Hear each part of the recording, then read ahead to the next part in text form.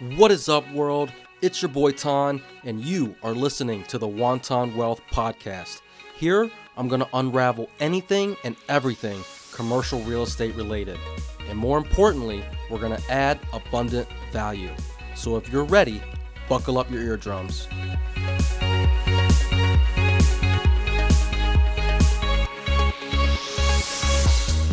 Welcome back, people. For this next couple of episodes, or next segment, if you will, we're going to be talking about some of the most common third-party reports that we'll run into. And now you're probably wondering, why the hell are third-party reports so important? Well, let's imagine you're on a treasure hunt. You wouldn't just wing it in a treasure hunt. You'd actually want a detailed map that shows you every nook, every cranny, every hidden trap out there. And that's exactly what third-party reports do for you in real estate. They leave no stone unturned. They're going to cover everything from the property's condition to its history and its market dynamics. It's like having a badass shield that protects your investment and those of your partners. Because making bad financial decisions is not good in real estate. It's like bringing a knife to a gunfight. And luckily, with these third-party reports, you're not going to be the one providing them because, well, unless you are an expert in the field, I doubt that you'll be able to provide a lot of these things because it's very methodical and there's a lot of shit that actually goes into providing these third-party reports. And that's why we are going to rely on the help of experts that are in the field. So the first type of reports that we are going to be looking at are surveys. And surveys come in a few different flavors. But first, let's talk through what a survey actually is. Think of a property survey as the GPS of real estate. They give you the exact details about property lines, easements, and other rights that affect your use of the property. And by the way, for those that don't know, easements are essentially legal rights that allow someone to use someone else's property for a specific purpose. For example, having a right of way to get to their property. So this info is super important for ensuring that the property complies with zoning laws and avoiding any legal bullshit down the road of your purchasing journey. But it's not just about the surface. Surveys actually dig deep. They check out, septic tanks, wells, and pretty much the entire infrastructure, depending upon what type of survey you actually get. They also highlight any restrictions or conditions like easements or encroachments. Essentially, they tell you what's yours and what's not yours.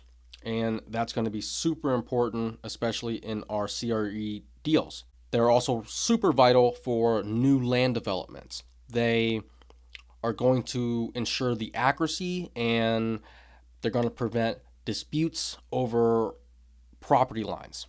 You don't want to be getting into some jam with your neighbor. Once again, imagine you're buying a property, finding out that it's actually smaller than you thought, and you just end up being pissed about it because you didn't get a survey in the beginning. Now, for existing properties, surveys are handy for smaller projects like building a fence. They help you know exactly where your property ends and where your neighbor's begins.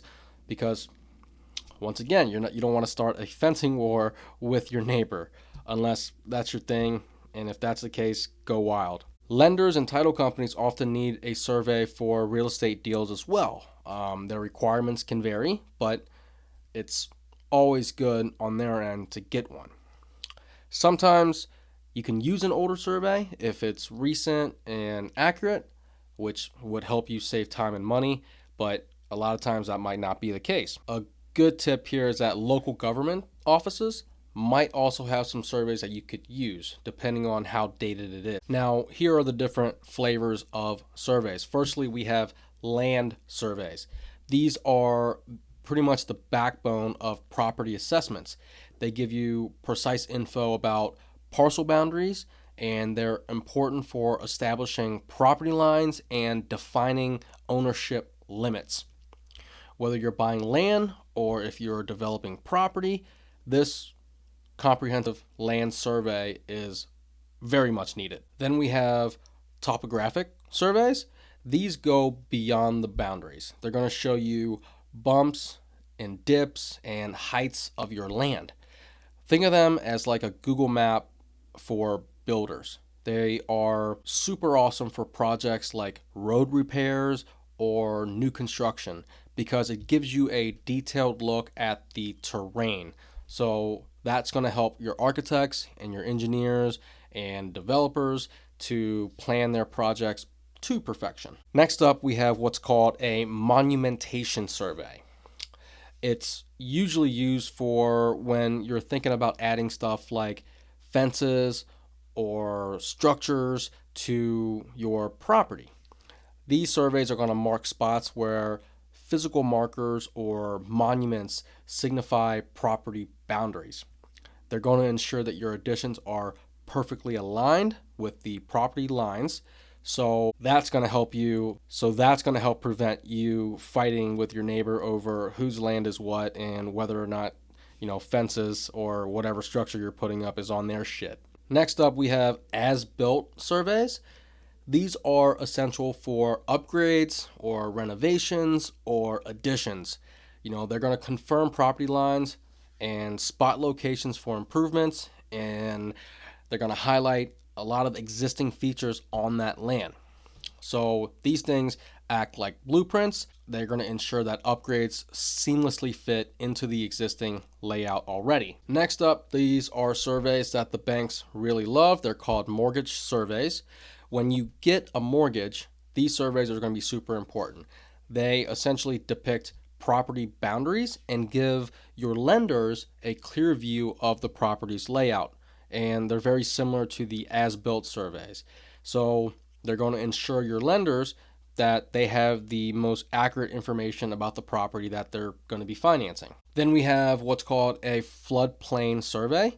These are like flood-proof maps. They show you where all the flood risks are lurking, and they're essential for determining safe building spots for areas that are flood prone. And lastly, probably the most important survey is called an ALTA survey. This is the deluxe version of a regular survey. It's all about the thoroughness. When you're dealing with commercial real estate, the ALTA survey covers pretty much everything. It gives you property lines, it gives you easements, improvements, any potential issues. It's often required by both your lenders and your insurers because it gives everyone a clear picture of what they're going to be dealing with.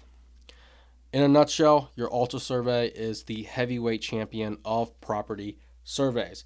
And as you can imagine, it's going to be the most expensive survey out there because your surveyor is going to have to do a lot more work to get you the full picture. And there you have it. That is our dive into surveys and why they're important. Different surveys have their own different superpowers, and they're tailored for different stages of owning property and different types of property. So knowing the differences is going to be important for you. You don't want to be paying for an ALTA survey every time because, once again, they are the most expensive ones. If you can get by with a, like a land survey or an as-built survey or a mortgage survey, by all means, go that route versus getting the ALTA survey. The key is you have to know why you need a survey. You got to be clear about your purpose, know how to use the info, and that's going to give your surveyor an accurate estimate. And that's a wrap. I appreciate you guys tuning in. Don't forget to subscribe, leave a review, and until next time. And that's a wrap. If you've made it this far, that means you've listened to the entire episode, so thank you. I hope you enjoyed it, and if you did, please leave a review on Spotify, Apple Podcasts, or wherever you're listening from.